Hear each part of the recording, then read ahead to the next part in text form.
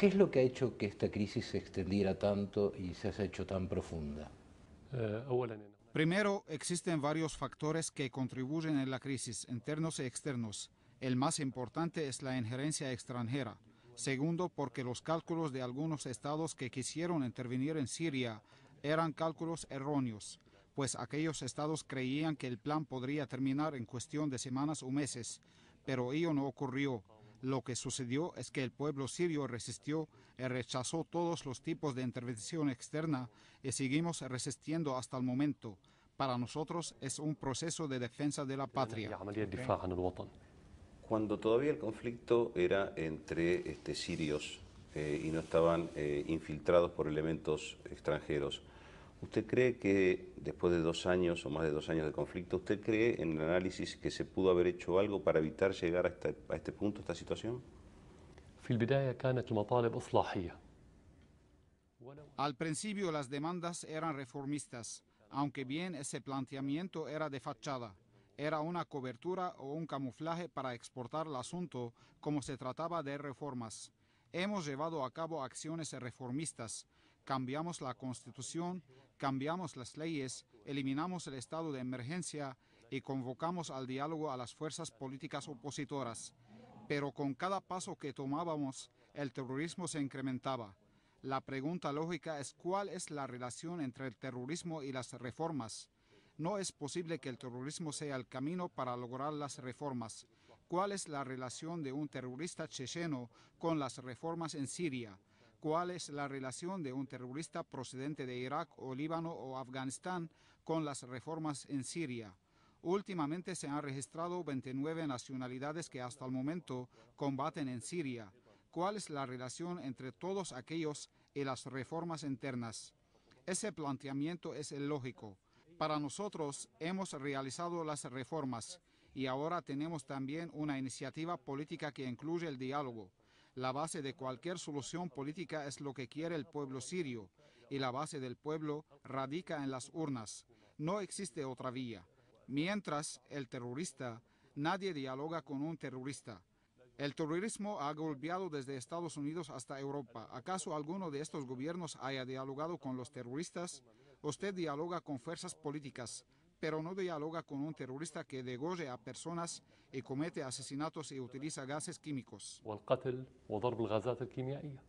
El diálogo sería entonces más exactamente con las potencias occidentales que estarían supuestamente detrás de esta gente, con Estados Unidos, por ejemplo. Seguro, nosotros desde el principio dijimos que dialogamos con cualquier fuerza interna o externa. No hay problema, siempre y cuando que la fuerza no porta armas. Nadie puede portar un fusil y venga a dialogar al mismo tiempo. Esta es nuestra condición en pro de facilitar una solución política. Nosotros no hemos puesto ninguna condición para el diálogo, al punto que algunas fuerzas son buscadas desde el punto de vista legal, y dijimos que durante la fase del diálogo no haremos ningún procedimiento judicial contra cualquier parte con el fin de abrir el camino ante el diálogo y escuchar los planteamientos de todas las partes. Al final existe el pueblo sirio, quien decidirá quién es patriótico y quién no lo es, quién es honesto, quién no lo es. Nosotros no dijimos que queremos una solución a nuestro estilo como gobierno. No hemos planteado cuál será la forma de la solución. Lo hemos dejado a juicio del pueblo y es quien decide. Estados Unidos ha dado múltiples señales de que no quiere intervenir, lo dijo el vicepresidente Biden, lo dijo antes el presidente Obama, pero el canciller Kerry ha dicho últimamente que un diálogo tendría que incluir esta posibilidad que le señala mi colega. De ahí la pregunta, digamos, si se llega a ese punto enorme de un gran acuerdo internacional, esa condición posiblemente sea una herramienta suya para la paz.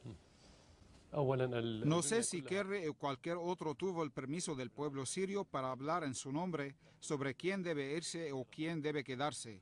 Nosotros dijimos desde el principio que cualquier decisión que tenga que ver con las reformas en Siria o cualquier otra acción política son decisiones locales y no es permisible ni a Estados Unidos o cualquier otro estado que intervenga en ellas. Este es un asunto definido en Siria.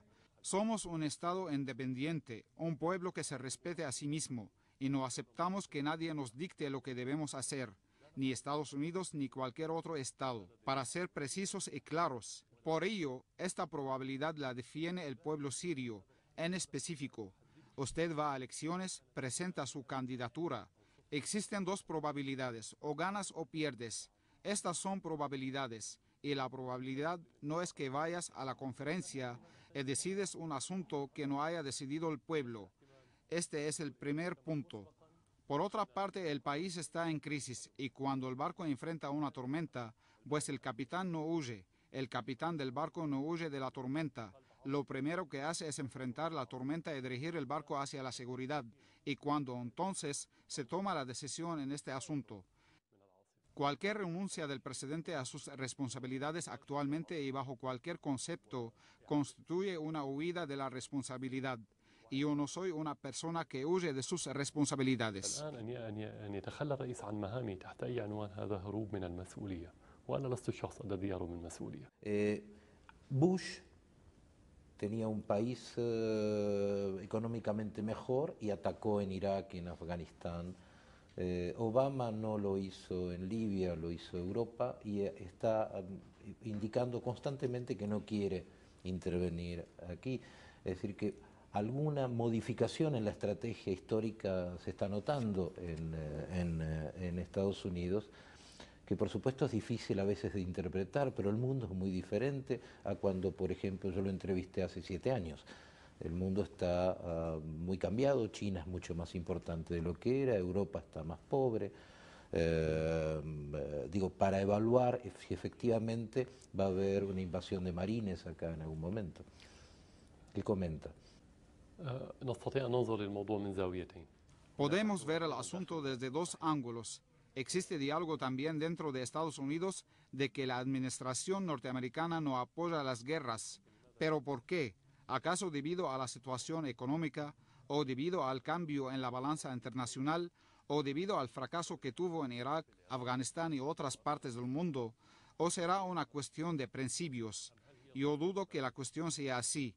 Creo que existen circunstancias que sufren cambios y son las que impiden que Estados Unidos pueda llevar a cabo nuevas aventuras, especialmente que son aventuras costosas y no tienen resultados políticos en beneficio de Estados Unidos. Pero de todos modos yo no sustituyo a los norteamericanos para evaluar ese punto. Nosotros miramos el asunto desde afuera, pero el otro ángulo que vemos con mucha claridad es el respaldo a los terroristas política y logísticamente, y enviar lo que ellos llaman como medios no letales a los terroristas. Y aquí cabe preguntar, ¿será que los acontecimientos del 11 de septiembre se llevaron a cabo empleando medios no letales? Al contrario, entonces no es necesariamente que respalde al terrorismo con armas.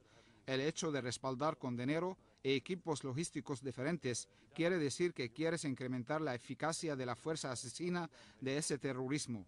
Es posible que todo lo anterior sea que la política de Estados Unidos ha cambiado de la intervención directa a otro tipo de guerras, pues las guerras no tan solo se realizan mediante la invasión. La otra pregunta y la más importante, ¿será que Estados Unidos adopta actualmente una política que logre establecer la estabilidad? La respuesta es no. Ni Estados Unidos ni Occidente hacen cualquier cosa para asentar la estabilidad en el mundo. Mira lo que ocurre actualmente en Corea del Norte, en Siria, en los países árabes, en Irak, en Afganistán. No hay estabilidad. Eso es en lo que nos centramos. La guerra es un medio, una herramienta. Estamos hablando ahora del principio y no de las herramientas. No es necesariamente si Estados Unidos detenga la invasión directa, significa que cambie sus principios. ¿Ha cambiado los medios? Sí, pero los principios no creo que los ha cambiado. نحن نتحدث الآن عن المبدأ وليس عن الأدوات.